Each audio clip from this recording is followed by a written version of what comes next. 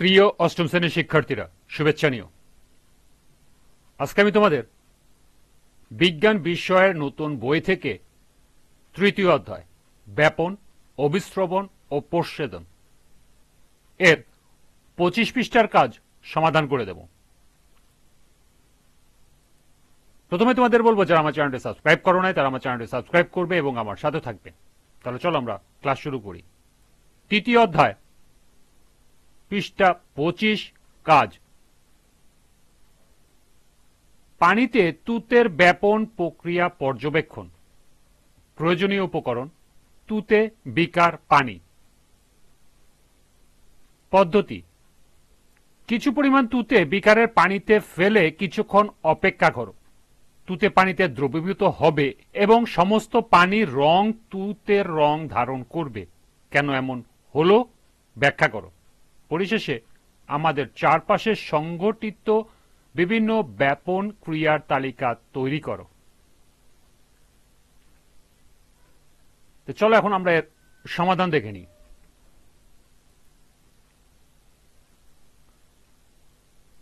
পানিতে তুতের ব্যাপন প্রক্রিয়ার পরীক্ষা নিম্নে উপস্থাপন করা হলো। প্রয়োজনীয় উপকরণ: তুতে, বিকার, পানি। কাজের পদ্ধতি: প্রথমে একটি বিকারে কিছু পরিমাণ পানি ঢালি, এরপর কিছু পরিমাণ তুতে বিকারের পানিতে ফেলে দিই। কিছুক্ষণ অপেক্ষা করি, দেখব পানির রং ঘন নীল বর্ণ ধারণ করেছে। পর্যবেক্ষণ: গ্লাসে পানির রং ব্যাপন প্রক্রিয়ার কারণে পরিবর্তিত হয়েছে। ব্যাপন প্রক্রিয়া সাধারণত অণুগুলো বেশি ঘনত্বের স্থান থেকে কম ঘনত্বের স্থানে ছড়িয়ে পড়ে। তুতে কঠিন পদার্থ হওয়ায় এর ঘনত্ব তরল পদার্থ পানির চেয়ে বেশি। পানিতে তুতে ছেড়ে দিলে তুতের নীল রং পানির মধ্যে ছড়িয়ে পড়ে।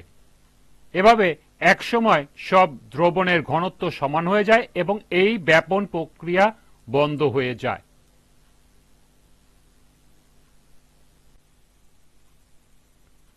কাজের শেষ অংশে প্রশ্ন ছিল, আমাদের চারপাশে সংঘটিত বিভিন্ন ব্যাপন ক্রিয়ার তালিকা তৈরি করো। আমাদের চারপাশে সংঘটিত বিভিন্ন ব্যাপন ক্রিয়ার তালিকা নিম্নে উপস্থাপন করা হলো। 1. ঘরে সেন্ট বা আতর ছড়ালে ব্যাপন ক্রিয়ায় সমস্ত ঘর তার সুবাস ছড়িয়ে পড়ে। 2. ঘরে ধূপ জ্বালালে ব্যাপন ক্রিয়ায় সমস্ত ঘরে ধূপের ধোঁয়া ছড়িয়ে পড়ে। 3. ঘরে অ্যারোসল স্প্রে করলে ব্যাপন ক্রিয়ায় সমস্ত ঘরে অ্যারোসলের রাসায়নিক উপাদান ছড়িয়ে পড়ে। 4. উদ্ভিদ ব্যাপন ক্রিয়ায় বায়ু থেকে কার্বন ডাইঅক্সাইড গ্রহণ করে। 5. উদ্ভিদ দেহ থেকে শোষিত পানি বাষ্পাকারে প্রস্বেদনের মাধ্যমে দেহ থেকে ব্যাপন ক্রিয়ায় বের করে দেয়। 6. প্রাণীদেহে ব্যাপন ক্রিয়ায় শ্বসনের সময় অক্সিজেন গ্রহণ করে। 7. প্রাণীদেহে ব্যাপন ক্রিয়ার সময় কার্বন ডাইঅক্সাইড বের করে দেয়। এবং 8. রক্ত থেকে পুষ্টি উপাদান অক্সিজেন প্রভৃতি লসিকায় বহন এবং লসিকা থেকে কোষে পরিবহন করা ব্যাপন ক্রিয়ায় সম্পন্ন হয়। এই ছিল এই কাজের সমাধান। আজকের ক্লাসটি এ পর্যন্তই। সবাইকে আবারও বলছি, যারা আমার চ্যানেলটি সাবস্ক্রাইব করো নাই তারা আমার চ্যানেলটি সাবস্ক্রাইব করবে এবং আমার সাথে থাকবে।